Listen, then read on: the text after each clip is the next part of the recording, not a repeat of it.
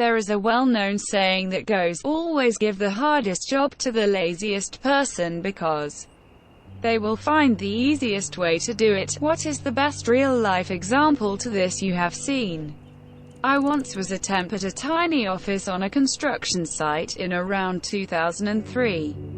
I was only there for one day while the regular person was on some training. They sat me down and told me that I just needed to copy all these numbers from one program to another. So I selected them, hit Ctrl-C and Ctrl-V.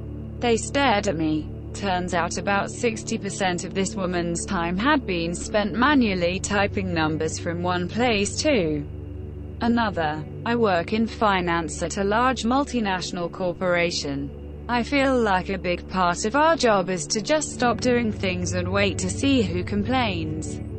If someone complains, we keep doing it. If silence, then we call it a controlled drop, and put it on our performance review for creating efficiencies. I worked in a CNC shop. There would be a pile of jobs that needed to be done for the month. Some took days to run while others were generally quick. The record for jobs done in one day was 8. What I did was look through all the jobs and organized them by setup. Meaning, every job has a setup time. Can take an hour to get all the tooling together. Setting up the cutting table, and setting the part square to the table so the machine can gauge where the part is, so when I insert the code into the machine it can run flawlessly and drill, mill, tap whatever within a literally hair measurement.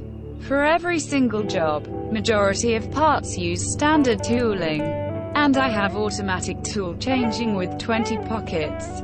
Long story short, I figured out how to line up the jobs so they all have the same setup. Blew the record out of the water with 30 jobs done in one day, saving the company tens of thousands in work hours. All because I didn't feel like doing all the setups that day. Boss hated Excel to the point where he didn't want us using formulas because you can't trust him to be right, so we needed to do all the calculations by hand or on a calculator. He would give me a spreadsheet once or twice a week that required, let's say, 45 seconds to do, but maybe 7 hours by hand, and he told me to go to Starbucks or something and crank it out. He thought that since I pasted as values and he couldn't see the formulas that I did it by hand, when really I just did it in 45 seconds. Sent an email on delay for 7 hours, and studied for the next semester. Dude was the poster boy for failing upwards in your career. First day of internship he told me with a straight face he was a work harder not smarter kinda guy. I worked a summer at a mortgage company as an assistant to the underwriters. My only job was printing documents and then hole punching them to put in folders. They had a super fancy Xerox printer that basically did my entire job for me. But the underwriters at this company didn't know how to click through printer settings to make the machine hole punch as it was being printed. I showed them how to do it, and they resisted it super hard. Like they didn't trust it. IDK. So I got to keep my job. But what was supposed to take me all day literally took me about 20 to 30 minutes first thing in the morning. So they started assigning me real tasks, and even offered to keep me on to eventually become an underwriter. 2. Because I was so sharp. I.e., I knew how to use the very expensive printer they already had. I was just about to start grad school, so I had to politely decline. But I'm pretty sure they didn't hire someone to replace me when I left. TL. Doctor. They had a printer that already did my job for me but didn't know how to use it. I showed them. Maybe not the most impressive story here, but I thought it was a great sidestep of effort nonetheless. Co-worker of mine had to get rid of a smaller junk fiberglass boat with no trailer. Other co-workers are all telling him how much time and money he's going to need to spend to get rid of it. And he's just saying, "Oh, is that so?" He took off one day and sat down on his lawn with a cooler of beer. That day was garbage day. Inevitably, the trash guys roll up. He hands each of them a cold beer and says, "Hey boys, got $50 for each of you if you help me out real quick." They fed the entire 12-feet boat into the packer, crushing 2 feet at a time. I used to process HSA claims around 10 plus years ago. One system we had to use back then was an old-as-hell terminal program that took 4 line items per page. That's it. For a usual claim. No big deal. Not too hard to keep track of things over 2 or 3 pages for a longer claim. Most fit on one. However, we had the dreaded shoebox claims. This was the person who saved up every receipt all year in a metaphorical shoebox and sent everything in once a year to empty their account. We hated them. Dozens or hundreds of line items totaling thousands of dollars. Just because you only have $500 in your HSA doesn't mean we get to stop there. If you sent in $4,000 in receipts, I gotta account for it all. Totally killed your numbers for the day. And they tracked claims per hour religiously. The main issue was double-checking that everything added up right when you were done entering it.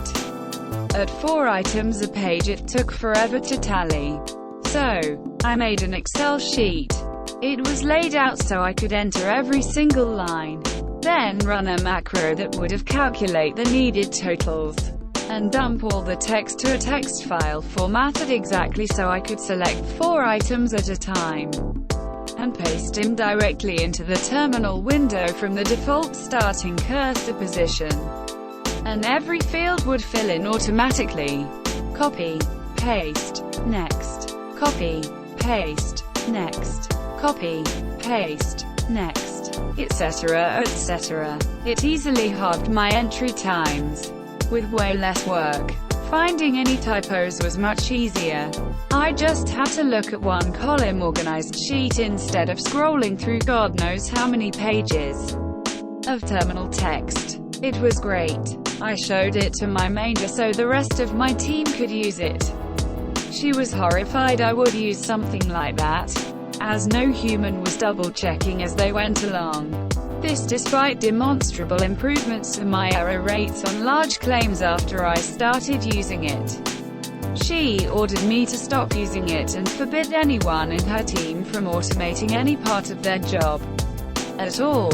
I kept using it for all of the 2 months I stayed there after that. I had some of the highest claim per hour numbers and lowest error rates on her team. I never developed any more tools for them. Fuck her. I used to have to make 2 contracts for every person I brought on a traveling training team. I said 2 contracts was stupid and made them into 1. Sent it to our lawyers, and they approved it.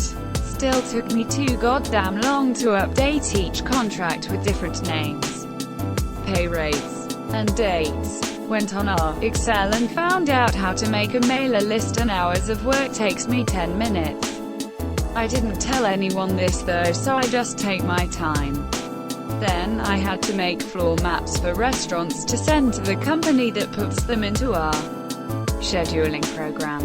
Well, all of our restaurants are cookie cutter, so I just use Paint to piece them together rather than make all of them each time. Fucking Picasso with Microsoft Paint. Then they wanted me to use Excel to keep track of training teams. One of my co-workers used Smartsheet and loves to teach people things. So I jump on Smartsheet with her and she shows me around. Way easier and easier publishing it so that people can see the teams but not mess up any info. Using forms to not have to ask them 30 questions that auto-populate my Smartsheet. Sharing it with payroll so they never have to reach out to me. Templates on Outlook. Tons of stuff. I basically took a lot of my job. Said Fuik that there has to be an easier way. Asked on Reddit or just Googled things. And spend maybe an hour learning something that will save me many hours in the future. I always tell people to just Google things. They say, I don't know what to Google, and I say, whatever your problem is, just Google it the exact same way you'd say it to me. Then when they Google Excel thing that makes this do that, they're shocked that they find their answer. Worked as a cashier during the holiday season back when I was 16. The supermarket was selling drinks by the boxes, and at that time, we only had barcode scanners that was at the front of the computer. No gun-type scanners existed. I was lazy and didn't want to carry boxes up to the scanner. So I politely asked my customers if I could carve out the barcode from their box to scan and keep. Some agreed, some didn't want to, but eventually I managed to amass all the barcodes needed, labeled them and kept them in a file for easy reference. Apparently some other cashier got green-eyed at my smart move and complained to the chief cashier, who promptly lectured me on bullshit alert, how it's dangerous for me to scan such barcodes as I might scan the wrong things. She told me to throw it all away and carry the boxes like I was meant to. I mean, I was young so I could, but the other cashiers were older and some were elderly and needed the customers themselves to help carry the boxes to the scanner. But whatever, I guess jealousy trumps common sense. I work in a semi-warehouse environment, and we have to track where items are at all times. When we move X item from location A to location B, we had to type out the to and from locations. We do this hundreds of times a shift. I went online to a free barcode maker website and spent about 20 minutes making location barcodes. I save hours a day by scanning barcodes. I used to deliver beer. I did not like delivering beer. I may have ended up with 30 stops in a day, including deliveries that the customer would call in to our office for. I used to bring extra beer and blank invoices with me on the truck, to prevent having to drive back to my warehouse to deliver one keg to a place that I was currently across the street from. 7 years later, the driver of that route is still doing that. A long time ago I was sent to help a team that was designing some analog test equipment. Big problem was when two of the parts were at different temperatures, the calibration would go off. They wanted me to design a circuit to measure the temperatures of the two parts and apply a correction. I solved the problem by putting both parts on the same heatsink so they would be at the same temperature. It worked. Herding yak with a drone takes the cake for me. They run from it, and oddly fear it, which is surprising considering they have literally zero aerial predators.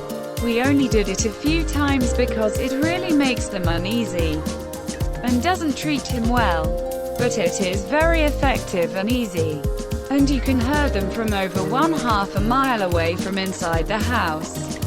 At my last job, a truck suspension shop, we did inventory every December, and it was someone's job to count all the washers and screws of every size. It was my first inventory, and I casually mentioned that they should just weigh one screw or washer, then weigh them all and divide the weight to get the count. Everyone looked at me like I had given them the key to the universe. Counting washers and screws went from a day or two to just a few hours.